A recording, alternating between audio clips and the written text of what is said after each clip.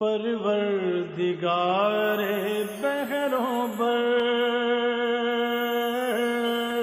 پروردگار بحروں بر۔ اعوذ باللہ من الشیطان الرجیم، بسم اللہ الرحمن الرحیم۔ ان اللہ وملائکتہ یصلون علی النبی یا ایہا الذین آمنوا صلوا علیہ وسلموا تسلیما۔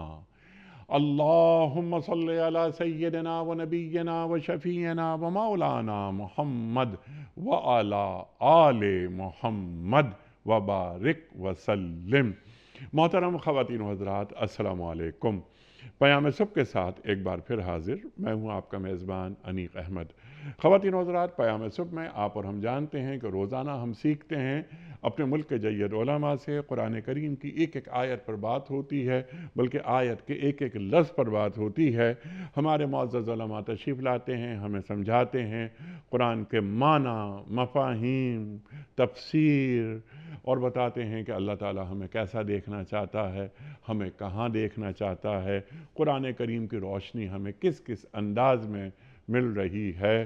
ہم قرآن کریم پڑھتے ہیں، الحمدللہ ہر گھر میں قرآن کریم موجود ہے، لیکن معنی تک پہنچنا ذرا مشکل کام ہوتا ہے، ہر ایک کے بس کی بات نہیں ہوتی، کیونکہ ہم میں سے اکثر کی زبان عربی نہیں ہے، اور عربی جاننے والے بھی قرآن کریم سیکھنے کے لیے کسی اہل نظر اور کسی اہل فکر کی صحبت اختیار کرتے ہیں۔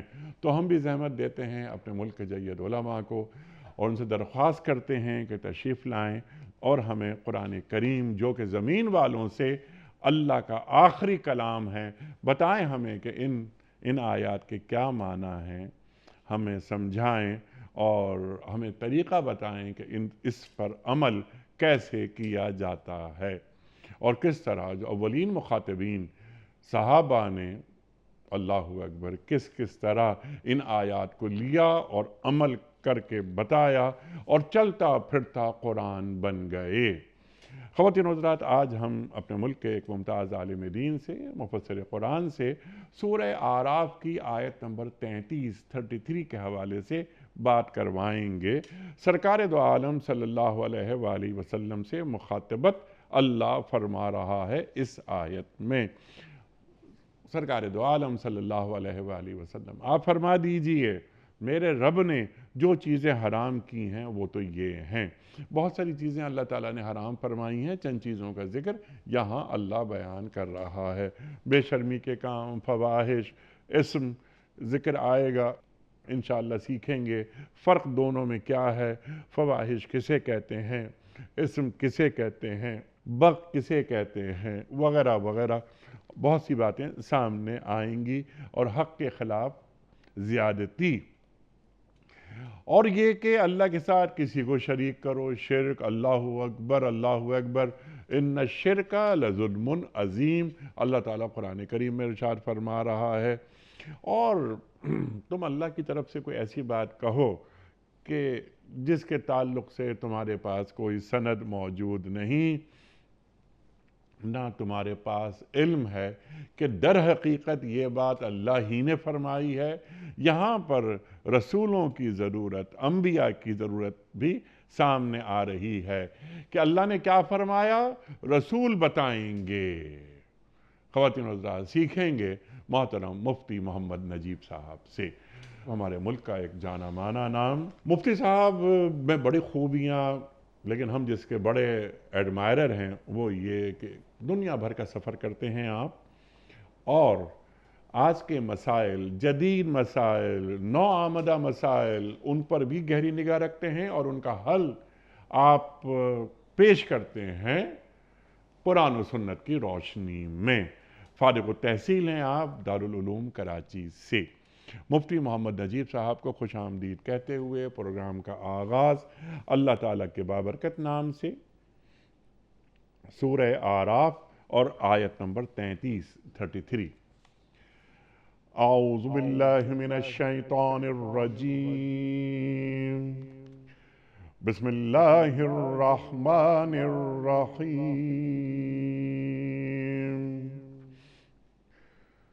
قل انما حرم ربی الفواحش ما ظہر منها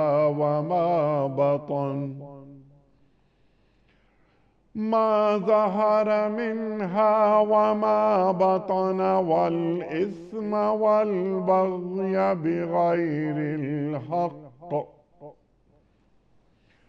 وأن تشركوا بالله ما لم ينزل به سلطانا وَأَن تَقُولُوا عَلَى اللَّهِ مَا لَا تَعْلَمُونَ صدق اللہ العظیم۔ اے محمد صلی اللہ علیہ وآلہ وسلم ان سے فرما دیجئے کہ میرے رب نے جو چیزیں حرام کی ہیں وہ تو یہ ہیں: بے شرمی کے کام، خواہ کھلے ہوں یا چھپے، اور گناہ اور حق کے خلاف زیادتی، اور یہ کہ اللہ کے ساتھ تم کسی کو شریک کرو جس کے لیے اس نے کوئی سند نازل نہیں کی، اور یہ کہ اللہ کے نام پر کوئی ایسی بات کہو جس کے متعلق تمہیں علم نہ ہو کہ وہ حقیقت میں اللہ ہی نے فرمائی ہے۔ خواتین و حضرات، محترم مفتی محمد نجیب صاحب کی خدمت میں اس سے پہلے کہ ہم رکھیں آج کے پروگرام کے حوالے سے پہلا سوال، کل کے پوچھے گئے سوال کا درست جواب، اور آج کا سوال آپ کی خدمت میں۔ کل کا سوال ہمارا یہ تھا کہ قرآن کریم میں کس واقعے کو فتح مبین کہا گیا ہے؟ درست جواب صلح حدیبیہ کو۔ آج کا سوال نوٹ فرما لیجئے۔ کس پیغمبر کی قوم پر اونٹنی کو قتل کرنے کے نتیجے میں اللہ تعالیٰ کا عذاب نازل ہوا تھا؟ حضرت یونس علیہ السلام کی قوم پر، یا حضرت صالح علیہ السلام کی قوم پر، یا حضرت ایوب علیہ السلام کی قوم پر؟ جو درست جواب آپ سمجھتے ہوں روانہ فرمائیے۔ ہمارے فون نمبرز ہیں 0092213452709، ہمارا دوسرا فون نمبر ہے 009222134300980، ہمارا ای میل ایڈریس ps@duniatv.tv، ہمارا SMS کا نمبر 3031، اور ہمارا واٹس ایپ کا نمبر ہے 009232182509194۔ حضرت ارشاد فرمائیے، حرام اور حلال کے حوالے سے دین کیا فرماتا ہے؟ حرام اور حلال کون طے کرتا ہے؟ اور یہاں سرکار دو عالم صلی اللہ علیہ وآلہ وسلم کے ذریعے اللہ اپنے احکام بیان فرما رہا ہے، تو یہاں پر مقام رسالت بھی واضح ہو رہا ہے۔ ارشاد۔ بسم اللہ الرحمن الرحیم، نحمدہ ونصلی علی رسولہ الکریم۔ اس آیت سے پہلے تذکرہ چل رہا ہے لباس، اور اسی طریقے سے جو قریش نے طریقہ کار اختیار کیا، پہلے آدم علیہ السلام کا واقعہ، پھر جو قریش نے طواف کے موقع پہ جو طریقہ کار اختیار کیا، اس طریقہ کار کے حوالے سے پچھلی آیات جو گزری ہیں اس کے اندر بھی ہے، اللہ تبارک و تعالی نے وہاں بھی ان کی سرزنش کی۔ اب یہاں براہ راست حضور پاک صلی اللہ علیہ وسلم سے مخاطبت ہے کہ اے نبی جی آپ فرما دیجئے ان کو کہ یہ بتاؤ کہ اللہ تبارک و تعالی نے جس چیز کو حرام نہیں کیا، جو چیز حلال تھی، اسے تم نے کیسے حرام کر دیا؟ سبحان اللہ۔ اور پھر کچھ حرام چیزوں کی وضاحت فرمائی، اس کے اندر حصر نہیں ہے، کوئی یہ نہ سمجھے کہ اس کے اندر حصر ہے، اس کے علاوہ کوئی اور چیز حرام نہیں ہے۔ یہ تو قریش کی وہ چیزیں جو قریش میں عام طور پہ چیزیں پائی جاتی تھیں، ان کو بتایا کہ دیکھو حرام تو اصل میں یہ ہے، تم نے جن چیزوں کو اپنے اوپر پابندیاں اختیار کر لی ہیں وہ حرام نہیں ہے۔ اور یہیں سے وہ ضابطے نکلے کہ حلال اور حرام کے پیمانے کون طے کرے گا۔ یہیں سے مقام رسالت واضح ہوتا ہے کہ اگر آپ اس کو نکال دیں تو پھر یہ پیمانے کون طے کرے گا؟ سبحان اگر اللہ، آپ سبحان اللہ۔ صاحب قرآن کے بغیر قرآن کو سمجھیں گے نا تو پھر آپ ایسی آیات میں جا کے الجھ جائیں گے بالکل۔ ایسی آیات میں تو پھر آپ اپنے نفس کی اتباع کرنے پہ مجبور ہو جائیں گے، کیونکہ آپ سمجھیں گے، کوئی سمجھ لے کہ یہاں پر یہ تو حسر ہے، اور کوئی سمجھ لے گا پچھلی آیات میں کہ نہیں زینت سے مراد تو اللہ نے تو زینت کی حکم دیا ہے زینت کا، تو اس کو ہر چیز جو ہے وہ زینت نظر آئے گی، اور زینت میں جو ہے وہ جواز کے پہلو نظر آئیں گے۔ لیکن یہ کون طے کرے گا؟ یہ تو اللہ اور اس کے رسول کی ڈومین ہے نا۔ اللہ تبارک و تعالیٰ طے کریں گے، حضور پاک صلی اللہ علیہ وسلم وحی کے ذریعے یہ طے فرمائیں گے کیا چیز حلال ہے، کیا چیز حرام ہے۔ حلال اور حرام کے پیمانے تو وہاں سے طے ہوں گے۔ حلال اور حرام کوئی آدمی اپنی نفسانی خواہشات کی بنیاد پہ طے نہیں کر سکتا۔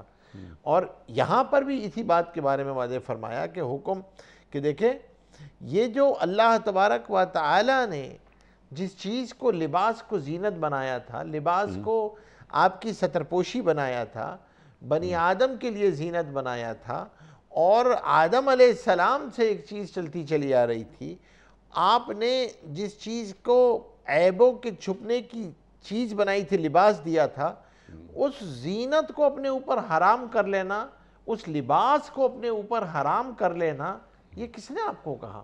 اور یہ کون سی قلندری ہے، اور یہ کون سی درویشی ہے، اور یہ کون سا جوگ ہے کہ آپ نے جو ہے وہ جوگی پناہ اختیار کیا اور آپ سمجھے کہ نہیں یہی جو ہے وہ دی؟ فرمایا یہ نہیں ہے۔ عبادت اس طریق کو کہا جائے گا جو اللہ اور اس کے حکم، نبی کریم صلی اللہ علیہ وسلم کے طریقے اور اللہ کے احکامات کے پیمانوں پہ پوری اترے گی۔ ترازو اس کو تولنے کا، اس کی ڈیو ڈیلیجنس کا ایک ہی پیمانہ ہے، وہ اللہ کا حکم اور حضور پاک صلی اللہ علیہ وسلم کا طریقہ۔ تو یہاں پر اللہ تبارک و تعالی نے واضح طور پہ فرمایا کہ نبی آپ ان سے کہہ دیجئے حرام کیا کیا چیز ہے۔ ہاں فواحش جو ہیں وہ حرام ہیں، وہ چیزیں جو خاص طور پہ گناہونی حرکتیں ہیں، وہ گناہ کے کام اور وہ سرکشی کی چیزیں جو پروردگار سے سرکشی کر رہے ہیں، اور وہ بھی ناحق طریقہ کار پہ اللہ کی طرف ایسی چیزیں منسوب کرنا جو اللہ نے نہیں کہیں، اور اللہ کی ذات، اللہ کی صفات، اللہ کی عظمت، اللہ کی تعظیم میں آپ کسی کو مخلوق کو شریک ٹھہرائیں، مخلوق کی اس طرح تعظیم کریں جیسے اللہ کی تعظیم کی جاتی ہے، مخلوق کی اس طرح عبادت کریں جیسے اللہ کی عبادت کی جاتی ہے، یہ سب چیزیں شرک میں شامل ہیں۔ اللہ کی ذات، اللہ کی صفات میں کسی کو شریک ٹھہرانا۔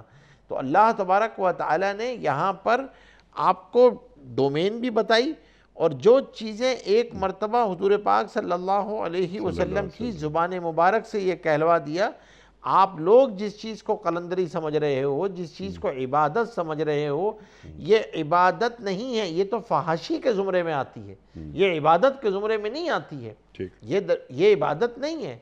عبادت کا پیمانہ تو نبی کریم صلی اللہ علیہ وسلم طے کریں گے۔ اور زینت جو ہے نا، اس کو لباس کو یہاں پر زینت کے لیے، کیونکہ انسان لباس بطور زینت کے پہنتا ہے، تو فرمایا کہ بھائی اس زینت کو اپنے اوپر کس نے حرام کر لیا؟ کون ہے کہ جو اللہ تبارک و تعالیٰ کی ڈومین میں شامل ہو گیا؟ جو فیصلے اللہ نے کرنے تھے، جو اللہ نے کسی چیز کو حرام کرنا تھا، لوگوں نے اپنے اوپر اس کو کیسے حرام کر لیا؟ تو اللہ تبارک و تعالیٰ نے یہاں پر بات کو واضح فرمایا۔ اور انیق صاحب یہ دیکھیے کہ یہ جو لباس کا معاملہ ہے جو قریش کے اندر آدم علیہ السلام کے زمانے سے یہ چیز چلتی چلی آ رہی ہے۔ دیکھیں شیطان جو انسان کے اوپر حملہ کرتا ہے وہ فحاشی کے راستے سے کرتا ہے۔ فحاشی کے راستے کا پہلا قدم یہ ہوتا ہے کہ اس کا لباس اترواتا ہے۔ وہ آدم علیہ السلام کے ساتھ بھی یہی ہوا۔ اسی لیے ایمان کے بعد جو سب سے بڑا فرض ہے وہ سترپوشی ہے، کہ اب آپ جو ہے وہ سترپوشی کو اختیار کریں، لباس کو اختیار کریں۔ تو یہاں پر اللہ جل شانہ نے خاص طور پہ قریش کے اس عمل کو، جس کو وہ عبادت قلندری درویشی سمجھ کے کر رہے ہوتے تھے، اس کی تردید بھی فرمائی ہے، اور اس کے بارے میں اللہ تبارک و تعالیٰ نے یہ محاکمہ بھی قائم کیا ہے، اور اللہ جل شانہ نے یہ سوال بھی قائم کیا ہے کہ آپ ان سے کہہ دیں کہ یہ کیسے انہوں نے اپنے اوپر جو ہے ایک حلال چیز کو جو ہے وہ حرام کر لیا، اور حلال حرام کے پیمانے انہوں نے کیسے طے کر لیے؟ حرام تو کلیئرٹی کے ساتھ ہے، الحرام بین، حرام تو واضح ہے، یہ چیزیں حرام ہیں، ان سے تو نکلو جن کے اندر تو پڑے ہوئے ہو تم۔ ٹھیک ہے، انہوں نے جو اب خود پر چند چیزیں حرام کر لی تھیں، مثلا یہ اونٹ کا گوشت حرام کر لیا، اور چربی وہ حرام کر لی وغیرہ وغیرہ. تو ان کے اعمال کیا تھے، بلکہ ان کے جرائم کیا تھے کہ انہوں نے اور ان کے علماء نے، ان کے جو ربائی تھے، انہوں نے بھی حلال اور حرام خود طے کر لیے. جبکہ جیسا کہ آپ نے فرمایا ہمارا دین ہمیں بتاتا ہے کہ حلال اور حرام کے فیصلے بس اللہ اور اللہ کے رسول صلی اللہ علیہ وآلہ وسلم کرتے ہیں، اور جو فیصلے آپ نے کر دیے وہ قیامت تک کے لیے ہیں، اس میں کوئی تبدیلی نہیں آئے گی. تو ارشاد فرمائیے کہ ان کے جرائم کیا تھے، اور پھر اللہ تعالیٰ اس آیت کو بیان فرما رہا ہے. ارشاد. دیکھیں اس پہ ایک سب سے بڑا جرم جو تھا ان کا، وہ تو کچھ چیزوں کو جو اللہ جل شانہ نے حلال فرمائی تھے اپنے اوپر حرام کر لیا تھا. اس میں ایک سب سے بڑی چیز جو ہے وہ جیسے یہ لباس کے بارے میں آیا کہ لباس پہننے کو جو ہے وہ اپنے اوپر حرام کر لیا دوران طواف، اور صرف قریش کو، قبیلہ قریش کو، کیونکہ وہ خدام الکعبہ تھے، اور ان کو جو ہے وہ ایکسیپشن دے دی. اس کے علاوہ جو ہے وہ سب کے اوپر یہ لازم تھا. تو عورتیں جو ہے وہ رات کو طواف کرتی تھیں، وہ بھی ننگ دھڑنگ ہوتی تھیں، اور مرد جو ہے وہ دن میں کر رہے ہوتے تھے. تو فرمایا کہ یہ اپنے اوپر ایک چیز جو اللہ نے زینت حلال کی تھی، یہ حرام کا ارتکاب کر کے فحاشی کا ارتکاب کر لیا. پھر اللہ تبارک و تعالیٰ نے اونٹ کے گوشت کو حلال کیا تھا، انہوں نے اپنے اونٹ کے گوشت کو حرام کر لیا. جسم پہ جو ہے وہ چربی کا استعمال جو ہے وہ بھی اپنے اوپر جو ہے وہ حرام کر لیا. انہوں نے یہ کہا کہ بھائی جن کپڑوں میں، جن چیزوں میں جو ہے وہ آپ گناہ کرتے ہیں، ان کپڑوں میں پہن کر جو ہے وہ ہم نے طواف نہیں کرنا ہے، تو کپڑے اتار دیے. یہ ساری وہ چیزیں تھیں جو انہوں نے ایسی چیزیں اس ڈومین میں داخل ہوئے.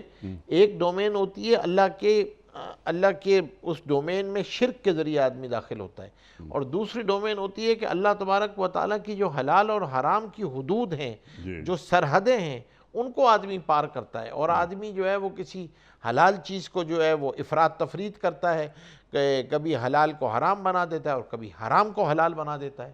تو یہ دونوں کی دونوں چیزیں افراط تفرید جو ہیں، یہ دونوں کی تینوں چیزیں، اس لیے پچھلی آیات میں اسراف کا ذکر آیا ہوا. یہ دونوں اسراف کے زمرے ہیں کہ حلال کو حرام بنا دو یا حرام کو حلال بنا دو. اونٹ کا گوشت اللہ نے حلال کیا تھا، اس کو آپ نے حرام بنا دیا. اللہ نے کپڑے پہننے کو زینت قرار دیا، حلال قرار دیا، آپ نے اس کو حرام قرار دے دیا. کپڑے اتروا دیے طواف کے دوران. چربی کو جسم پہ ملنا، چربی کو لگانا، چربی کا استعمال اللہ نے حلال قرار دیا، آپ نے اس کو حرام قرار دے دیا. یہ ساری وہ جرائم ہیں جس کو اللہ جل شانہ نے یہاں پر بیان کیا ہے، اور اس کے علاوہ اور حرام چیزوں کو بھی بیان کیا ہے جو آپ نے اللہ سے سرکشی اختیار کی، شرک کو اختیار کیا، فحاشی کو اختیار کیا. یہ ساری کی ساری وہ چیزیں. تو آپس میں ننگ دھڑنگ مرد عورت طواف کر رہے ہیں، تو اس کو فحاشی سے تعبیر کیا گیا، عبادت سے نہیں تعبیر کیا. سبحان اللہ، سبحان اللہ. اچھا، اس سے پہلے کہ میں فواحش اور اسم کے درمیان کیا فرق ہے وہ آپ سے سیکھیں ہم، اس سے پہلے آپ ایک بار یہ فرما دیجئے کہ آپ نے بھی ہمارے معاشرے میں بعض افراد کو، یعنی اہل ایمان ہیں، مسلمان ہیں، ان کو بھی یہ کہتے سنا ہوگا کہ نہیں، میں نے ایک چیز خود پر حرام کر لی ہے جو کہ اللہ اور اللہ کے رسول صلی اللہ علیہ وآلہ وسلم نے حلال جائز قرار دی، کہ نہیں صاحب میں گوشت نہیں کھاتا. اب یہ کیا ہو گیا کہ ایک اللہ کی ایک کریچر ہے وغیرہ وغیرہ، اس کو ذبح کرتے ہیں اور ذبح کر کے ہم اسے کھاتے ہیں، یہ نہیں کھانا چاہیے. کچھ لوگ اس طرح ملتے ہیں ہمیں. کوئی بھی چیز اپنے اوپر حرام کر لینا جسے اللہ اور اللہ کے رسول صلی اللہ علیہ وآلہ وسلم حلال قرار دے چکے ہیں، تو یہ عمل اگر کسی مسلمان کے ذریعے ہو رہا ہے تو دین کیا فرماتا ہے؟ دیکھیں، آدمی کی چند چیزوں کے کسی چیز سے رکنے کے درجات ہوتے ہیں. کوئی آدمی کسی وجہ سے احتیاط کرتا ہے، کوئی آدمی کسی وجہ سے پرہیز کرتا ہے. اس کی دین اجازت دیتا ہے آپ کو احتیاط، آپ کا پرہیز، آپ کی طبیعت، آپ کا مزاج، اس کی اجازت. دین جس چیز کی اجازت نہیں دیتا وہ ہے حلال حرام کی ڈومین. آپ پرہیز کر سکتے ہیں، آپ کو گوشت ہو سکتا ہے اطباء نے آپ کو منع کیا ہو سکتا ہے کہ آپ کا دل نہیں چاہتا ہے. آپ بہت سارے لوگ ہوتے ہیں وہ مرغی نہیں کھاتے، ان کا دل نہیں چاہتا ہے، لیکن آپ کی احتیاط کسی چیز کو حرام نہیں کر سکتی ہے آپ کے اوپر. یعنی یہ نہیں، اس لیول تک آپ نہیں جا سکتے. وہ باؤنڈری، آپ کی باؤنڈری اللہ تبارک و تعالیٰ کی دی ہوئی نعمت ہے، اور وہ حلال نعمت ہے. اس کو حرام نہیں کر سکتے، احتیاط کر سکتے ہیں، پرہیز کر سکتے ہیں، کوئی مسئلہ نہیں، حرام کر لیں۔ یہ تو اللہ تبارک و تعالیٰ نے مشرکین مکہ کا مزاج قرار دیا، یہ تو یہود کا وتیرہ تھا، یہ تو یہود کا وتیرہ تھا کہ حلال کو حرام کر دینا، حرام کو حلال کر دینا۔ یہ تو اللہ تبارک و تعالیٰ نے اس پہ تو سخت وعیدیں ہیں۔ یہ تو مشرکین مکہ کا وتیرہ ہے، یہ تو یہود کا وتیرہ ہے۔ یہ تو اس سے تو بالکل بچنا چاہیے کہ بھائی آپ جو ہے نا وہ اس چیز پہ چل پڑیں کہ یہ تو ارے بھائی اللہ تبارک و تعالیٰ نے حلال کی ہے، اللہ تبارک و تعالیٰ نے آپ کے لیے بنایا ہے، اللہ تبارک و تعالیٰ نے اس اعتبار سے پیدا فرمائے ہیں ان جانوروں کو، تو آپ کون ہوتے ہیں کہ آپ جو ہے وہ اپنی عبودیت کے اندر اس درجے کی درویشی دکھائیں اور آپ اس کو جو ہے وہ یہ سمجھیں کہ یہ درویشی ہے، یہ جوگی پنا ہے۔ یہ رہبانیت کی دین میں اجازت یا یہ مخلوق خدا سے محبت کا یا اظہار ہو مخلوق رہا ہے نہیں، کہ میں مٹن نہیں کھاتا، نہیں یہ میں کوئی کیسے کھاؤں، نہیں، یہ کوئی چیز جو ہے نا یہ کوئی اظہار محبت نہیں ہے، یہ اظہار محبت نہیں ہے بلکہ یہ گستاخی ہے۔ خالق سے لڑائی کر کے مخلوق سے محبت نہیں کی جا سکتی۔ سبحان اللہ، سبحان اللہ، سب کیا اچھی بات فرمائی، خالق سے لڑائی کر کے مخلوق سے محبت نہیں کی جا سکتی، یہ نہیں ہوتی۔ اللہ اکبر، اللہ اکبر۔ اچھا، یہ ایک وتیرہ کچھ لوگوں نے ہمارے پاس اختیار کر لیا ہے۔ اب اللہ تعالیٰ یہاں بیان فرما رہا ہے اور سرکار دو عالم صلی اللہ علیہ وآلہ وسلم کے ذریعے بیان فرما رہا ہے کہ آپ فرما دیجئے کیا چیزیں حرام ہیں؟ بے شرمی کے کام، یہ فواحش بالکل واضح ہو گئی کہ وہ خواہ کھلے ہوں، خواہ خلوت میں ہو، خواہ جلوت میں ہو، خواہ جلوت میں ہوں۔ ذرا اسے کھولیے، ایک تو فواحش کسے کہتے ہیں؟ اچھا، فواحش کی ایک لسٹ ہے، جھوٹ بولنا بھی فحش کاموں میں شامل ہے، بالکل شامل ہے، اور ظاہر سی بات ہے ہر فحش کام ہلاک کرنے والا ہے۔ جھوٹ کے بارے میں تو بیان فرما دیا کہ یہ ہلاکت ہے۔ ٹھیک ہے، لیکن عام تاثر یہ ہے کہ جھوٹ بولنے کو فحش کاموں کی فہرست میں گردانا ہی نہیں جاتا۔ تو اب آپ اس کی اپنے جو ہمارا سب سے بڑا المیہ ہے، ہم نے اپنی اقدار کو اس درجے تبدیل کر دیا ہے کہ اس کے نیریٹیوز کو ہی جو ہے وہ چینج کر دیا، تو اب اس کو کوئی جھوٹ نہیں سمجھتا، اب اس کو کوئی اسکل سمجھتا ہے، کوئی اسے جو ہے وہ ہنر سمجھتا ہے، کوئی اسے مہارت گردانتا ہے، اور اس خلاف واقع بات کو بیان کرنے کو کوئی جھوٹ سمجھتا ہی نہیں ہے۔ تو جھوٹ بھی فحاشی ہے، اور بے شرمی کے کام جو ہیں، بے حیائی کے کام جو ہیں، وہ سارے کے سارے جو آدمی کی نگاہ سے ہوتے ہیں، آدمی کی زبان سے ہوتے ہیں، اس میں چاہے وہ غیبت ہے، چاہے وہ تانے کسنا ہے، چاہے گالم گلوچ کرنا ہے۔ آدمی گالم گلوچ کرنے پہ آتے ہیں تو وہ اللہ کی نگاہ سے گر جاتے ہیں۔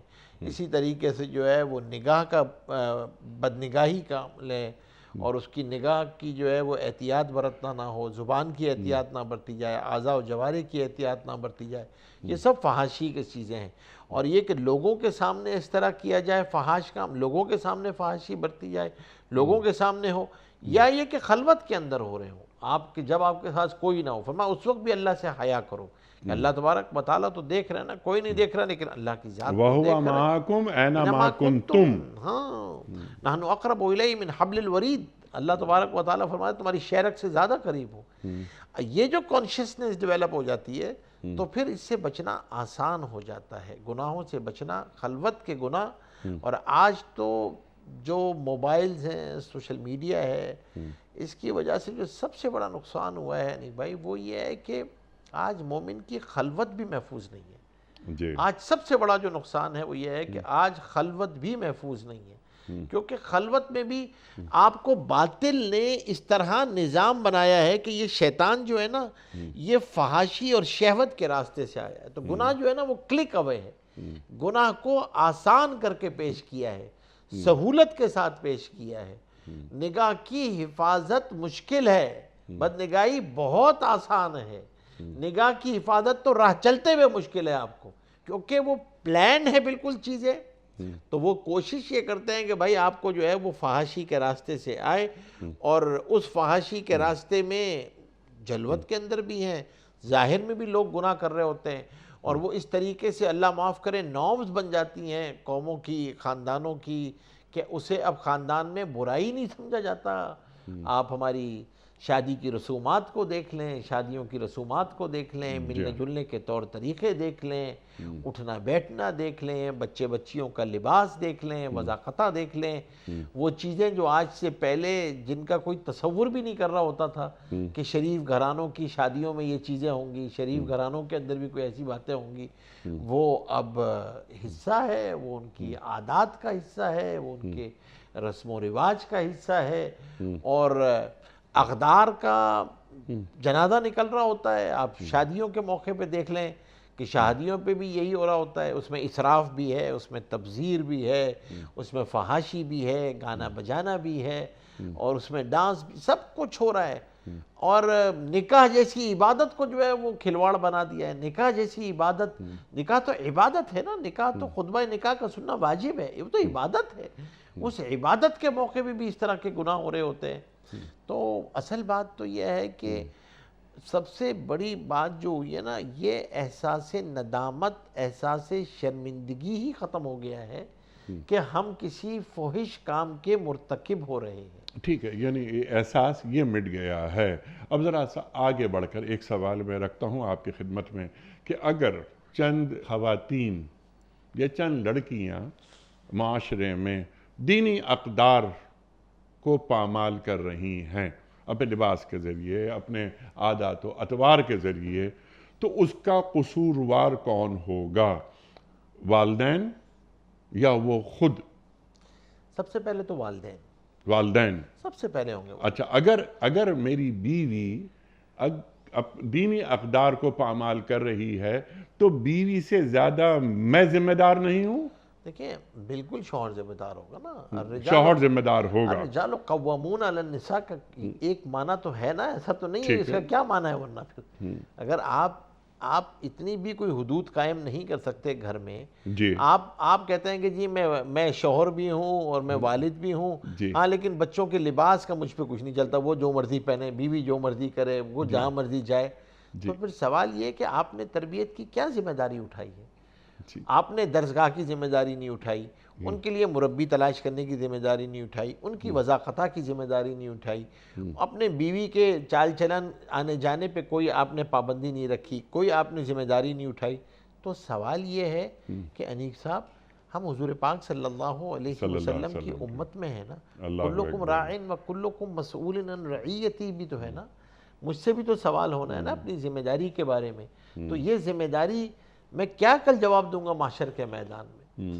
اب پھر یقیناً بلوغت تک تو آپ کے پاس آتا ہے، لیکن اس کے بعد پھر اس بچی کے اوپر بھی چلا جاتا ہے، اس بچی کا بھی وہ بھی ذمہ دار ہے۔ ایک اس سے آگے بڑھتے ہیں تو معاشرہ ذمہ دار ہے، جس نے ان کو لیونگ پلے فیلڈ دی ہوتی ہے کھیلنے کے لیے، اور ایک وقت پہ ریاست بھی ذمہ دار ہے، اور ایک وقت پہ آ کے ریاست ذمہ دار تو ہوتی کیا ہے۔ ریاست، یعنی شروع اگر ہم کریں کہ گھر، ماں باپ، ماحول، اقدار، گھر کے بزرگ وہ بھی ذمہ دار، کیا وہ اپنی ذمہ داریاں ادا کر رہے ہیں؟ کیا معاشرہ اپنی ذمہ داریاں ادا کر رہا ہے؟ کیا ریاست اپنی ذمہ داری ادا کر رہی ہے کہ جو یہ آیت بیان کر رہی ہے، حلال اور حرام طے کر دیا اللہ نے اور اللہ کے رسول صلی اللہ علیہ وآلہ وسلم نے؟ دیکھو یہ فواحش اور جو اسم، یعنی ایک بڑے گناہ، چھوٹے گناہ، یہ بھی آپ بتا دیجئے گا ہمیں کہ دونوں میں فرق کیا ہے۔ گناہ دونوں ہیں، لیکن ہمیں کیا ادراک ہے یا ہمیں احساس ہو رہا ہے کہ یہ فواحش ہیں؟ آپ نے کہا چلتے پھرتے لوگ، وہ لڑکے ہوں یا لڑکیاں ہوں وغیرہ وغیرہ، یعنی وہ مرد ہو یا عورت ہو، اس سے قطع نظر ایک مسلمان ریاست میں کیا اس طرح کے کام ہو سکتے ہیں؟ کیا کسی مسلمان ریاست کا میڈیا ایسا ہو سکتا ہے کہ جیسے پاکستان کا میڈیا اور پاکستان کے میڈیا پر نشر ہونے والے ڈرامے؟ دیکھیں یہی تو بات ہے سمجھنے کی کہ شاید ہمیں احساس ہی نہیں ہے کہ اللہ ہم کس پرسپیکٹیو میں زندگی گزارتے ہیں۔ ہمارے اور غیروں کے جینے مرنے کے کچھ الگ پیمانے ہیں نا۔ ہم مسلمان ہیں، ہم اللہ جل شانہ کے بندے ہیں، ہم نے کچھ آداب بندگی بھی ہیں نا، اور کچھ وہ پیمانے بھی ہیں جن کو سوچنا سمجھنا بہت ضروری ہے۔ اور اگر یہ سب غافل ہو جائیں، معاشرہ غافل ہو جائے، ماں باپ غافل ہو جائیں، ریاست غافل ہو ہو جائے تو اللہ قرآن میں کیا فرما رہا ہے کہ فواحشات کو پھیلانے والوں کی معیشت کو ہم تنگ کر دیتے ہیں، تو ہماری معیشت تنگ ہو جاتی ہے۔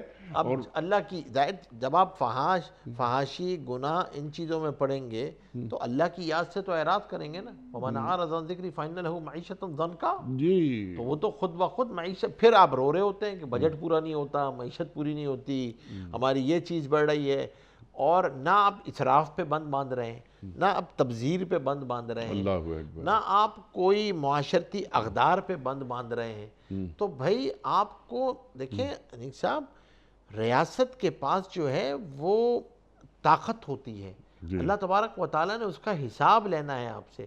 آپ ریجیمنٹل اسٹائل میں بھی کسی کی عادتوں کو جو ہے نا وہ بہتر کر سکتے ہیں، آپ کر سکتے ہیں نا ریجیمنٹل اسٹائل میں، یہ ہوگا یہ نہیں ہوگا، ریاست کو حق دیا ہوا ہے اللہ تبارک و تعالیٰ نے۔ اب یہاں پر کیونکہ ریاست جو ہے نا وہ معاشرے کا ڈسکورس طے کرتی ہے، ٹھیک ہے، ریاست بشرط ہے کہ ریاست کے پاس کوئی ویژن ہو کہ اس نے کیا ڈسکورس بنانا ہے، صحیح ہے، اور کیا وہ ڈسکورس سے واقف کیا وہ ہیں؟ ڈسکورس سے واقف ہیں، اور پھر آپ نے جو ڈسکورس بنانے والی چیزیں تھیں آپ نے ان کو ایک الگ ڈسکورس بنانے پہ کھڑا کر دیا۔ اب تو ایک الگ نیریٹو اور ڈسکورس ڈیولپ ہوا ہے جو ویسٹ کا ڈسکورس ہے نا، اس میں یہ سارے کردار، خاص طور پہ ریاست، میڈیا اور معاشرہ، یہ تو فیسیلیٹیٹر ہے نا فحاشی کو پھیلانے میں، یہ تو معاون ہے فحاشی کو پھیلانے میں۔ اقدار، آپ سوچئے نا، آپ کیا تصور کریں گے جب گفتگو کے آداب، گفتگو کے اقدار، ٹھیک ہے، آپ کس طرح جنازہ نکلا ہے گزشتہ 20-25 سال میں اس ملک کے اندر، آپ قرآن تصور کیا ہی کہہ نہیں رہا کر ہے؟ سکتے۔ قرآن یہ کہہ رہا ہے کہ قولوا للناس حسنا، للناس، اور یہاں پر صرف مسلمان نہیں ہیں، تمام انسانوں سے تم بہترین انداز میں بات کرو، شائستگی، نفاست، تربیت، آداب گفتگو۔ کیا یہ ٹاک شوز میں نظر آ رہی ہے؟ جو جتنی بدتمیزی سے بات کرے گا پروگرام کی ریٹنگ بڑھ جائے گی۔ یعنی آپ کو پروگرام کی ریٹنگ کا ایک پیمانہ ہے، آپ کتنی برجستگی سے لوگوں کی عزتوں کو اچھال سکتے ہیں، ٹھیک، ان کی ماں بہنوں کی عزتوں کو اچھال یہ سکتے بھی ہیں، فواحش میں شامل ہے، اور یہ سب فواحش میں ہے۔ آپ سوچیں، اللہ اکبر، حضور پاک صلی اللہ علیہ وسلم طواف فرما رہے تھے، بیت اللہ آپ کی بائیں جانب ہے، اور آپ رکے اور فرمائے بیت اللہ تیری حرمت سب سے زیادہ ہے، لیکن تجھ سے زیادہ بھی اگر کسی حرمت ہے تو وہ مومن کی، مسلمان کی حرمت ہے۔ اور فرمایا حضرت عمر رضی اللہ تعالیٰ عنہ نے کہ آپ کسی مومن کو بے آبرو کرنا کعبے کو ڈھا دینے سے زیادہ سخت۔ اللہ اکبر، تو آپ سوچئے کہ آپ جس طرح بے آبرو کر رہے ہوتے ہیں، کوئی لائسنس ٹو کل ہے آپ کے پاس، سوشل میڈیا پہ آپ کے ایک بار پاس ڈال دی، آپ نے ایک بار ڈال دی، اب اس کے بعد جو ہے جتنے لوگ دیکھ رہے ہیں، دیکھیں یہ تو ایک ملٹی پلائر ایفیکٹ کے ساتھ آپ گناہگار ہو رہے ہوتے ہیں، ملٹی پلائر ایفیکٹ کے ساتھ جتنے لوگ دیکھیں گے اس کو آپ گناہگار ہوں گے، جتنے لوگ اس کو آگے فارورڈ کریں گے آپ گناہگار ہوں گے۔ اب آپ نے جب دیکھیں غیبت، عقل مند، حضور پاک صلی اللہ علیہ وسلم نے فرمایا عقل مند شخص وہ ہے جو غیبت سے اپنی زبان کو روک لے، غیبت سے روک لے اپنی زبان کو، کیونکہ دیکھیں یہ بھی انیق صاحب، نہیں ہم تو سچ بول رہے ہیں، بھائی مسئلہ سچ بولنے کا نہیں ہے، آپ کو یہ بھی سیکھنا ہوگا کہ سچ کیسے بولا جاتا ہے، کہاں بولا جاتا ہے، کب بولا جاتا ہے، کس طرح بولا جاتا ہے۔ ایک سچ جو کسی فساد کو پیدا کر سکتا ہے، اور ایک جھوٹ جو کسی فساد کو ختم کر سکتا ہے، تو فضیلت کسے ہے؟ اس جھوٹ کو کہ جس سے معاملات ختم ہوں، انسان کے قریب آئے، محبت میں اضافہ ہو، کہ سچ بولنے کا ہیضہ ہے مجھے اور میں سچ بول رہا ہوں، اور اس سے لوگوں میں لڑائی پیدا ہو رہی ہو، لوگوں میں صلح کرائیں، انسان کو انسان سے قریب کریں۔ لوگ عجیب انداز میں بات کرتے ہیں اور جس سے فساد پیدا ہوتا ہے، معاشرے خراب ہوتے ہیں، جو کہ خلاف دین ہے۔ بالکل خلاف دین ہے۔ وجہ اس کی یہ ہے کہ آپ مزاج کے اندر یہ فساد پیدا کر دیتے ہیں کہ معاشرے میں بد اعتمادی کی فضا پیدا ہو جاتی ہے، کسی کو کسی پہ اعتماد نہیں رہتا، عام شہری کو ریاست پہ اعتماد نہیں ہے، ریاست کو شہری پہ اعتماد نہیں ہے، آپس کے رشتوں میں ایک دوسرے پہ اعتماد نہیں ہے، بد اعتمادی کی فضا پھیلتی ہے۔ اور دوسری بات یہ کہ یہ جو آپ غیبت سے جو چیزیں اور جس گفتگو کے انداز گفتگو سے آپ جو میڈیا پہ پھیلا رہے ہوتے ہیں، جی یہ انیس صاحب یہ آلودگی جو گناہوں کی ہے نا، فواحش کی آلودگی فضائی آلودگی سے زیادہ خطرناک ہوتی ہے۔ اللہ اکبر. یہ تو آپ کو اندازہ نہیں ہے نا، آپ کے پاس تو بیرومیٹرز نہیں ہیں، وہ ہے ہی نہیں آپ کے پاس کہ جس سے آپ اس آلودگی کو دیکھ سکیں، ٹھیک. کیونکہ اس آلودگی کا اظہار علامات سے ہوتا ہے۔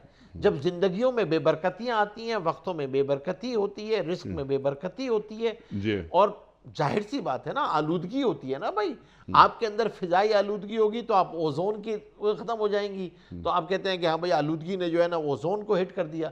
اسی طرح جب گناہوں کی آلودگی ہوتی ہے تو پھر دعائیں اوپر نہیں جاری ہوتی ہیں، پھر اللہ دعاؤں کی عدم قبولیت اللہ آتی اکبر، ہے۔ اللہ یہ صرف فحاشی کے گناہ ہے نا۔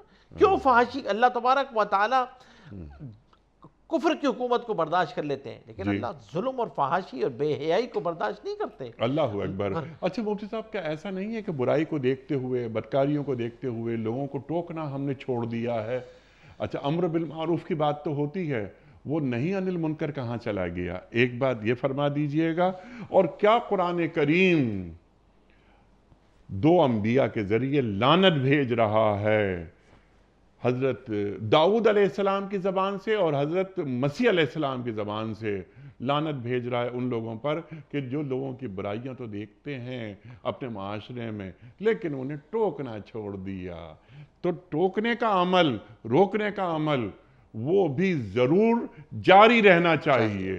ارشاد۔ دیکھیے، اگر وہ عمل ختم ہو جاتا ہے، آدمی نہیں ٹوکتا ہے، حدیث میں بخاری شریف میں ایک مثال دی حضور پاک صلی اللہ علیہ وسلم نے صلی اللہ کہ علیہ وسلم۔ ایک جہاز ہے اور ایک اوپر ایک ہے اور ایک نیچے طبق میں ہے، ایک اوپر کی منزل میں ہے، اور پانی جو ہے وہ اوپر کی منزل میں ہے رکھا ہوا، نیچے والے پانی لینے کے لیے اوپر جاتے ہیں۔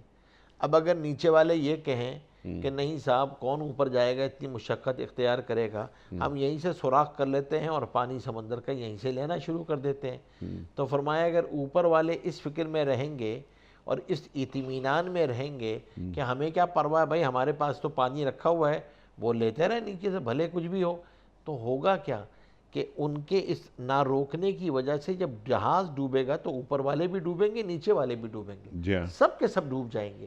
تو آپ یہ نہ سمجھیں کہ آپ سمجھ رہے ہیں آپ اپنی نیکی پہ مطمئن ہیں اور وہ جو مرضی گناہ کرتا رہے۔ جب سیلاب آتا ہے تو پھر وہ یہ نہیں دیکھتا کہ سامنے جو ہے وہ مسجد ہے یا سامنے جو ہے وہ شراب خانہ ہے، پانی پھر سب کو بہا کے لے جاتا ہے۔ خدا نہ خواستہ جب اس قسم کی چیزیں ہوتی ہیں، نہی عن المنکر اگر ختم ہو جاتا ہے اور آدمی برائی کو برائی کہنا چھوڑ دیتا ہے اور اس برائی کی حرمت دل سے نکل جاتی ہے، بجائے اس کے کہ کوئی دل میں حرمت ہو، اس کی جسٹیفیکیشن دینا شروع کر دیتا ہے، اس کو اپنی زندگی کی نیسیسٹی بنا لیتا ہے، اس کو ضرورت بنا لیتا ہے، تو پھر قومیں اللہ کی نگاہ سے گر جایا کرتی ہیں۔ بد اخلاقی، بے حیائی کے راستے پہ جب قومیں پڑ جایا کرتی ہیں تو پھر وہ قومیں اپنی مدت، اپنی عمر پوری کر لیتی ہیں، کتنی ہی ترقی یافتہ قومیں کیوں نہ اللہ نے قرآن میں بیان کیا ہے، پھر اللہ تبارک و تعالیٰ ان کو برداشت، یہ حکمت الہیہ کے خلاف ہے۔ اللہ تبارک و تعالیٰ بے حیائی کی حدوں کو کوئی چھو لے جا کے، اللہ پھر ان قوموں کو برداشت نہیں کرتا، سبحان وہ قومیں اللہ۔ ختم ہو جاتی ہیں۔ تو ہمیں اپنے خاندانوں میں، اپنے رویوں میں، اپنی گفتگو میں اس بات کا جائزہ لینا چاہیے اور بالکل ٹوکنا چاہیے، اولاد کو بھی ٹوکنا چاہیے۔ یہ جو ہم نے آپ ایک ویسٹرن کلچر ڈیولپ ہوا ہے کہ نہیں جی اولاد کو کچھ نہ کہیں، آپ ان کو ٹوکیں نہیں، آپ ان کو، یہ خود ہی، ایسا نہیں ہوتا ہے بھائی، آپ کو بتانا پڑتا ہے، آپ کو کچھ باؤنڈریز بتانا پڑتی ہیں، ڈوز اینڈ ڈونٹس بتانا پڑتے ہیں، یہ ہمارے گھروں میں ہوتا ہے، یہ ہمارے گھروں میں نہیں ہوتا، ہم یہاں جاتے ہیں، یہاں ہم نہیں جاتے ہیں، یہ ہم کھاتے ہیں، یہ ہم نہیں کھاتے ہیں، اس طرح ہم کماتے ہیں، اس طرح ہم نہیں کماتے ہیں، گفتگو اس طرح کی جاتی ہے، مہمانوں کے سامنے اس طرح جایا جاتا ہے، بڑوں کے سامنے ایسے بیٹھا جاتا ہے، یہ ادب، آداب ہے۔ الدین کلہ ادب، دین سارے کا سارا ادب ہے۔ اقدار کا جنازہ نکلتا ہے، ادب کا جنازہ نکلتا ہے، تو انیل صاحب پھر رشتوں کا بھی جنازہ نکل جاتا ہے۔ پھر یہ رشتے نبھانا، رشتے سنبھالنا، یہ بہت مشکل ہوتا ہے۔ ان کے اپنے کچھ آداب اور حدود ہوتی ہیں، وہ فواحش اور گناہ کے راستے پہ جب پڑتے ہیں تو پھر آپ ان حدود کو پار، تلک حدود اللہ تبارک و تعالیٰ کی بتائی ہوئی حدود ہیں، حلال حرام ہمارے پیپانے نہیں ہیں، سبحان اللہ تبارک یہ و اللہ تعالیٰ کی بتائی ہوئی حدود ہیں، تلک حدود اللہ آپ نے فرمایا۔ تو کسی مسلمان ریاست میں کیا شراب خانے کھلے ہوئے ہونے چاہیے؟ ابھی آپ نے شراب خانے کا ذکر کیا۔ ایک چیز ہوتی ہے گناہ، ایک چیز ہوتی ہے احساس گناہ۔ کیا ایسا محسوس نہیں ہو رہا کہ ہمارے معاشروں میں احساس گناہی ختم ہوتا جا رہا ہے؟ کس طرح اسلامی جمہوریہ پاکستان میں یہ لائسنس کیوں ایشو کیے جاتے ہیں اور ریونیو کمایا جاتا ہے، اس پہ ایکسائز ملتا ہے، قومی خزانے میں رقم آتی ہے، تو ایک ناپاک کمائی کو ہم قومی خزانے میں شامل کر رہے ہیں؟ اور یہ کون سا محلہ ہے مفتی صاحب اس شہر میں کہ جہاں شراب کی دکان موجود نہیں ہے؟ ہمارے بچے، ہماری بچیاں، یہ جو کالج اور یونیورسٹی، بڑے تعلیمی ادارے خاص طور پر، ہم نے اپنی آنکھوں سے دیکھا ہے، یہ سنی ہوئی بات نہیں ہے کہ ہم باہر جا کر بیٹھے اور صرف یہ چیک کرتے رہے گاڑی میں کہ کون آ رہا ہے اور کون جا رہا ہے۔ ہمارے کالج کے اور یونیورسٹی کے بچے اور بچیاں، انہوں نے وہ اس کے باہر ہیں۔ اللہ اکبر۔ تو کوئی ذمہ داری ہوتی ہے ریاست کی، اور یہ لا الہ الا اللہ محمد الرسول اللہ پڑھنے والوں کا ملک ہے۔ بالکل، یہ دیکھیں، یہ تو بالکل ریاست کی بہت بڑی ذمہ داری ہے۔ کل سب نے اللہ کے سامنے پیش ہونا ہے، کل سامنے حضور پاک صلی اللہ علیہ وسلم کے سامنے حوض کوثر پہ پیش ہونا ہے، کل کیا جواب دکھائیں گے؟ اور پھر دوسری بات یہ ہے کہ اس فحاشی کا جو نقصان ہم دیکھتے ہیں، گھر تباہ ہو جاتے ہیں اور اولاد تباہ ہو جاتی ہے، بچے تباہی کے راستے پر ہیں، رشتے ختم ہو جاتے ہیں۔ اللہ اکبر۔ کیونکہ حرام خوری اور حرام کاری کے اثرات نسلوں پر مرتب ہوتے ہیں۔ اچھا مفتی صاحب ذرا آگے چلتے ہیں، یہاں بات ہو گئی فواحش کی، اسم کی، حق کے خلاف زیادتی۔ اللہ اکبر۔ حق، یہاں حق سے کیا مراد ہے؟ دیکھیں، ایک تو اللہ تبارک و تعالیٰ کی حدود، اللہ کا کلام، اللہ تبارک و تعالیٰ کا جو حق ہے، اس کے خلاف جب آدمی زیادتی کرتا ہے، سرکشی کرتا ہے، تو یہ جو لفظ ہے بغی کا جو لفظ ہے، یہ کئی جگہ، ساری جگہوں پر استعمال، یہ بنیادی طور پہ اللہ تبارک و تعالیٰ نے وہ جو قرآن کریم ان اللہ یامر بالعدل والإحسان والإحسان وإیتاء ذی القربى وینہی عن الفحشاء والمنکر والبغی، وہاں بھی یہی ہے، یعظکم لعلکم تذکرون۔ جامع ترین آیت ہے قرآن کریم کی، وہ 3 ڈوز ہیں، 3 ڈونٹس ہیں، اور ان ڈونٹس کے اندر بھی یہی ہے جو یہاں پر آ رہا ہے، فحاشی اور گناہ کے کام اور سرکشی۔ تو آپ سرکشی کب کرتے ہیں؟ جب اللہ کی، جہاں پہ اللہ کی اطاعت کرنی تھی، اللہ کے حکموں کا مذاق اڑانا، اللہ کے حکموں پہ عمل نہ کرنا، اللہ کے حکموں کو پیچھے ڈال دینا، اللہ کی بادشاہی کو تسلیم نہ کرنا، اللہ کی بادشاہی میں کسی کو شریک ٹھہرانا، اللہ کی عظمت میں کسی کو شریک ٹھہرانا، اللہ کی الوہیت میں کسی کو شریک ٹھہرانا، یہ سب سرکشی کے راستے ہیں، یہ ساری کی ساری چیزیں سرکشی کے راستے ہیں۔ اور پھر سرکشی کے ساتھ اضافی طور پہ لگا دیا اس کے گھناؤنے پن کو ظاہر کرنے کے لیے کہ ناحق، سرکشی ہوتی ہی ناحق ہے، لیکن اس کے مزید گھناؤنے پن کو کرنے کے لیے اس کے ساتھ یہ ناحق کا لگا دیے جاتے ہیں، یہ صفت کے مزید اس کو گناؤنا بنانے کے لیے، سنگین بنا دیا گیا کے کہ لیے وہاں قدم رکھنا کہ جہاں قدم رکھنے کو اللہ نے منع فرما دیا ہے۔ اللہ اکبر، اللہ اکبر۔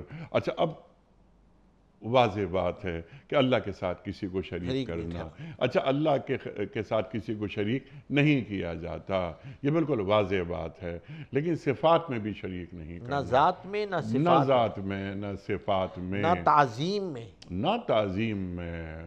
قل هو اللہ احد اللہ الصمد۔ اللہ اکبر، اللہ اکبر۔ یہ بالکل واضح بات ہے، اس سے اب ہم ذرا آگے چلتے ہیں۔ اللہ کے نام پر کوئی ایسی بات کہنا جس کے متعلق تمہیں علم نہ ہو۔ اللہ اکبر، اللہ، یہ کتنی بڑی بات ہے کہ یہ صاحب یہ اللہ نے فرمایا ہے، یہ اللہ کے رسول صلی اللہ علیہ وسلم نے فرمایا ہے، اور وہ شخص جو بیان کر رہا ہے اس کے علم میں یہ بات نہیں ہے، نہ اس نے قرآن کا اتنی گہرائی میں مطالعہ کیا ہے، نہ احادیث کا اس نے اتنی گہرائی میں مطالعہ کیا ہے، اور وہ دھڑلے سے ایک بات کہہ رہا ہے۔ اس کے تعلق سے فرمائیے، اور اگر کوئی شخص اس جرم کا مرتکب ہوتا ہے اس کے لیے وعید کیا ہے؟ دیکھیے حضور پاک صلی اللہ علیہ وسلم نے فرمایا کہ جس نے مجھ پہ جان بوجھ کے جھوٹ باندھا، اس کو پتہ ہے کہ جو بات یہ کہہ رہا ہوں یہ حضور پاک صلی اللہ علیہ وسلم کی طرف منسوب نہیں ہے، تو اس کا ٹھکانہ جہنم ہے۔ جی وہ تو آدمی جو ہے وہ اپنے لیے جہنم کا گڑھا کھود رہا ہوتا ہے۔ اللہ کی طرف ایسی بات کا منسوب کرنا جو اللہ جل شانہ نے کہی نہیں ہے، اور اس کی دو وجوہات ہو سکتی ہیں، یا تو آپ نے قرآن کریم کا آپ کو قرآن فہمی نہیں ہے، کسی سے آپ نے پڑھا ہی نہیں ہے، ایک ترجمے سے غلط مطلب غلط مفہوم سمجھ کے اس کو اللہ کی طرف منسوب کر دیا، ٹھیک، اور اس حکم کو اللہ کی طرف منسوب کر دیا کہ ہم تو یہ سمجھتے ہیں، اس کا مطلب یہ ہے۔ تو کل جو ہے وہ مطلب آپ نے سمجھا کچھ اور اس سے کچھ معنی بیان فرما دیا، تو یہ بھی خطرناک ہے۔ اس سے زیادہ خطرناک یہ ہوتا ہے کہ آپ جو ہے وہ اللہ کی طرف ایک چیز کو منسوب کرتے ہیں اور ترجمے سے منسوب کرتے ہیں، کیونکہ آپ قرآن کو صاحب قرآن کے بغیر سمجھنا چاہتے ہیں، تو آپ ایک غلط مفہوم کے سامنے آتے ہیں، وہ بھی خطرناک ہے۔ وہ بھی یہی ہے کہ اللہ کی طرف ایسی چیز کو منسوب کیا جاتا ہے، اور یا یہ ہوتا ہے کہ آپ 1400 سال سے امت نے جس چیز پر اجماع تھا، امت جس چیز پہ جمع ہے، صحابہ کرام نے تاجمعین نے اسی معنی کو سمجھا، تابعین نے اسی کو سمجھا، تبع تابعین نے اسی کو سمجھا، فقہاء نے اس کو سمجھا، مفسرین نے اس کو سمجھا۔ آج آپ آ کر ایک ایسی تفسیر کرتے ہیں کہ ایسا لگتا ہے شاید 1400 سال تک تو امت سمجھی نہیں تھی، آج ہی قرآن سمجھ میں آیا ہے ترجمے سے۔ اس کے ٹریسیبلٹی آڈٹ میں جاتے ہیں اس تفسیر کے، تو وہ ٹریسیبلٹی میں کہیں نہیں ملتی، نہ صحابہ کا قول ہے، نہ نبی کا فرمان ہے، وہ کہیں بھی نہیں مل رہا ہوتا۔ یہ بھی بغیر اللہ کی طرف ایسی بات کا منسوب کرنا جو اس قرآن کریم میں موجود ہی نہیں ہے۔ اس لیے فرمایا کہ بھائی صرف ترجمے سے احکامات کو نہیں نکالو، احکامات کے لیے آپ کو تفاسیر کی طرف رجوع کرنا پڑے گا، احکامات کے لیے آپ کو قرآن کریم سیکھنا پڑے گا۔ آپ ترجمے سے جو ہے احکام، ہاں آپ ترجمہ پڑھیں، وہ آپ کے لیے دعوت ہے، وہ آپ کے لیے آپ کو توحید، رسالت، آخرت، اخلاقیات، معاشرت، احکامات سب مل جائیں، لیکن جہاں احکام ہوں گے وہاں آپ کو تفسیر، وہاں آپ کو علماء سے رجوع کرنا پڑے گا، وہاں آپ کو علماء پہ اعتماد کرنا پڑے گا۔ سبحان اللہ، وہاں سبحان آپ اپنی اللہ۔ طرف سے اللہ کی طرف کوئی بات منسوب نہیں کر سکتے کہ آپ بولیں کہ نہیں جی یہ تو اللہ نے تمام زینت کی ہر چیز کو جائز قرار دیا ہے، ٹھیک، اور باقی ساری چیزیں بھی زینت ہیں، تو اب یہ پردہ کیوں کرنا، یہ تو زینت ہے، اور یہ تو آپ کا اپنا انفرادی فعل ہے، آپ کو خود بچنا چاہیے، ویسے اللہ نے تو حلال کی ہے زینت۔ اللہ اکبر، یہ اللہ اس اکبر۔ سے اور آدمی قرآن کو کریم بچنا پہ چاہیے۔ بات کرنا یہ اللہ کا کلام ہے، اللہ کا اللہ کلام کے کلام پہ بات کرنا۔ ہم مفتی صاحب کے میر، غالب، اقبال، انیس، سودا، مصطفی، اور آج آ جائیں یہ ناصر کاظمی، منیر نیازی، جان ایلیا پر بات کرتے ہوئے ہمیں ذرا رکنا پڑتا ہے کہ مطالعہ کتنا ہے۔ اگر مطالعہ ہے تو ہم ان کے کلام پہ بات کرتے ہوئے پریشان ہوتے ہیں۔ یہ سب انسان تھے اور انسان ہیں۔ اللہ کے کلام پہ بات کرتے ہوئے ہمیں کوئی خوف نہیں آتا۔ بعض اوقات ہم دیکھتے ہیں کہ یہ شخص بات کر رہا ہے قرآن کریم پر، اور اس نے ترجمے سے بھی قرآن کریم نہیں پڑھا۔ آپ نے جو بات فرمائی کہ تفاسیر دیکھنے ضروری ہوتی ہیں، اور ایک لمبا ایک سلسلہ ہوتا ہے، ایک ریاضت ہوتی ہے کہ کتنا قرآنی علم آپ نے اپنے اندر اونڈیلا ہے۔ اللہ اکبر، اللہ اکبر۔ تو اللہ سے منسوب کر کے بات نہ کہہ دی جائے، اس کو پہلے چیک کیا جائے، علماء کی صحبت اختیار کی جائے، زانو تلمس طے کیے جائیں، اس کے بعد بیٹھ کر، یعنی آدمی کے رونگٹے کھڑے ہو جاتے ہیں جب وہ قرآن بیان کرتا ہے۔ اللہ اکبر، یہ اللہ کا کلام ہے۔ مفتی صاحب میں آپ کا بڑا شکر گزار، بڑا ممنون۔ بہت ساری باتیں مزید ہو سکتی ہیں لیکن وقت یہاں مکمل ہوا ہمارے آج کے پروگرام کا۔ میں آپ کا بڑا شکر گزار ہوں۔ خواتین و حضرات، آج سورہ اعراف کی آیت نمبر 33 کے حوالے سے مفتی محمد نجیب صاحب نے کلام فرمایا۔ کوئز، کل کا سوال ہمارا یہ تھا کہ قرآن کریم میں کس واقعے کو فتح مبین کہا گیا ہے؟ درست جواب صلح حدیبیہ کو۔ آج کا سوال نوٹ فرما لیجئے۔ کس پیغمبر کی قوم پر اونٹنی کو قتل کرنے کے نتیجے میں اللہ کا عذاب نازل ہوا تھا؟ حضرت یونس علیہ السلام کی قوم پر، یا حضرت صالح علیہ السلام کی قوم پر، یا حضرت ایوب علیہ السلام کی قوم پر؟ जो दुरुस्त जवाब आप समझते हो रवाना फरमाइए। हमारे फ़ोन नंबर्स हैं 00922134527 हमारा दूसरा फ़ोन नंबर है 009221343000980। हमारा ईमेल एड्रेस ps@duniatv.tv, हमारा SMS का नंबर 3031 और हमारा व्हाट्सएप का नंबर है 00923218250194। मुफ्ती साहब, एक पर्ची निकाल कर ऐलान फरमा दीजिए, आज के विनर कौन हैं? सबर परवीन आवान सबर सियालकोट से। परवीन आवान साहिबा सियालकोट से आपकी खिदमत में दुनिया टीवी की जानिब से दीनी कुतुब पर मुश्तमिल गिफ्ट हैम्पर आपके घर बजरिए कोरियर रवाना किया जा रहा है। आपको बहुत बहुत मुबारक हो। क़याम सुबह का इख्तिताम होता है रोज़ाना एक कौल पर, और वो कौल होता है साहिब नहजुल बलागा अमीरुल मोमिनीन हज़रत अली मुर्तज़ा करमल्लाहु वजहू का। आप फरमाते हैं, जिस राह में भटक जाने का अंदेशा हो उस राह में कदम न उठाओ। जिस राह में भटक जाने का अंदेशा हो उस राह में कदम न उठाओ। सुभान अल्लाह, सुभान अल्लाह। अपने मेज़बान अनीक अहमद को कल तक के लिए इजाज़त दीजिए। खुदा हाफिज़। परवरदिगारे बहरों पर